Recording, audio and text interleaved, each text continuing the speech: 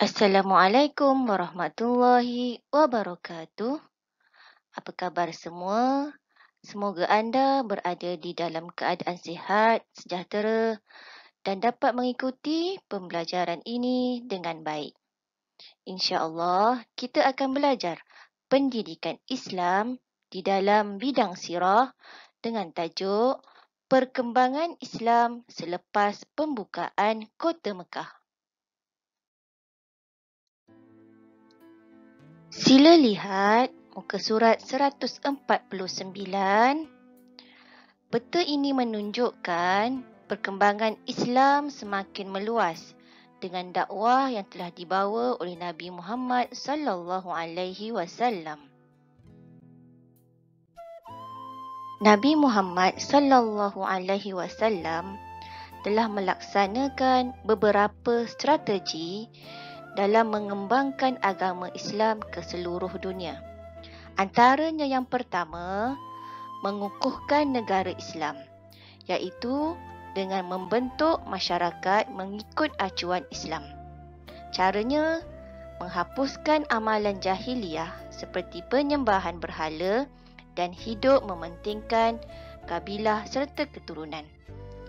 Melengkapkan kaum muslimin dengan ilmu agama dan menekankan amalan tidak mensyirikkan Allah, taat kepada Nabi, mengukuhkan persaudaraan Islam dan menjauhi larangan seperti membunuh dan berzina.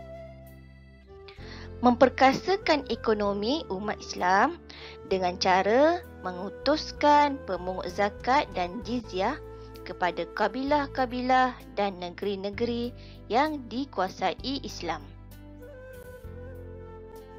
Untuk pengetahuan murid-murid, zakat ialah pengeluaran harta daripada orang Islam. Manakala jizyah pula ialah pengeluaran harta iaitu cukai daripada orang bukan Islam. Strategi yang kedua pula ialah menekankan tanggungjawab berdakwah, iaitu peranan menyampaikan kebenaran Islam dipikul oleh setiap Muslim, sama ada lelaki atau perempuan. Saling berganding bahu mempertahankan kesucian Islam daripada ancaman musuh. Strategi yang ketiga pula ialah menjalinkan hubungan luar. Dengan cara yang pertama, menghantar utusan dan gubernur, iaitu para utusan Nabi dihantar kepada kabilah-kabilah Arab dan ditugaskan berdakwah serta menyeru mereka agar memeluk Islam. Para gubernur dilantik untuk dihantar ke negeri-negeri yang dikuasai Islam dan ditugaskan untuk berdakwah serta mengajar tentang ajaran Islam. Seterusnya, menerima kedatangan delegasi-delegasi kabilah Arab, iaitu Nabi Muhammad sallallahu alaihi wasallam. Baginda menerima kunjungan mereka yang berhasrat untuk memeluk Islam. Kesan daripada dakwah Rasulullah sallallahu alaihi wasallam ialah yang pertama, terbentuklah masyarakat Islam yang teguh akidahnya, hidup bersatu padu, aman dan damai.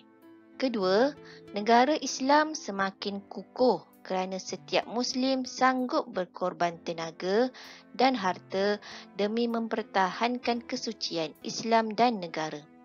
Ketiga, ramai yang memeluk Islam kerana setiap orang berperanan menyebarkan Islam dan pengaruh Islam semakin meluas di semenanjung Arab. Ketika Nabi Muhammad sallallahu alaihi wasallam dan para sahabat pergi berdakwah, baginda telah menghadapi pelbagai cabaran. Antaranya yang pertama ialah menghadapi penentangan bersenjata daripada musuh Islam. Antara penentangan bersenjata ini tercetuslah Perang Hunain dan Perang Tabuk. Cabaran yang kedua pula ialah Nabi Muhammad sallallahu alaihi wasallam menghadapi golongan munafik, iaitu mereka yang berpura-pura Islam dan tinggal bersama-sama dengan kaum muslimin. Golongan ini selalu mencari jalan untuk melemahkan kekuatan Islam. Antaranya, sentiasa memberikan alasan dan menolak apabila diminta berganding bahu mempertahankan agama dan negara. Menjalinkan hubungan dengan Raja Rom untuk bersama-sama melemahkan umat Islam. Membina Masjid Dirar dengan tujuan menyaingi Masjid Quba dan memecah belahkan kaum muslimin. Iktibar dan pengajaran daripada perkembangan dakwah Islam ialah: yang pertama, kita hendaklah melaksanakan tanggungjawab berdakwah menyebarkan kebenaran Islam kepada semua. Tugas berdakwah ini mestilah disertai dengan ilmu, perancangan dan cara yang berhikmah. Kedua, kita hendaklah memelihara kesatuan dan kesepaduan umat Islam dan rakyat Malaysia kerana dengannya negara akan stabil dari sudut politik, sosial dan ekonomi. Ketiga, musuh Islam sentiasa mencari kelemahan orang Islam.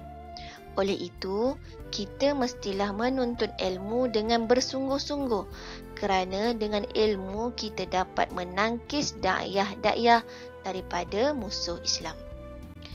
Kesimpulan daripada pelajaran ini ialah dengan pertolongan Allah dan pengorbanan Nabi serta para sahabat, kini agama Islam telah berkembang ke seluruh dunia.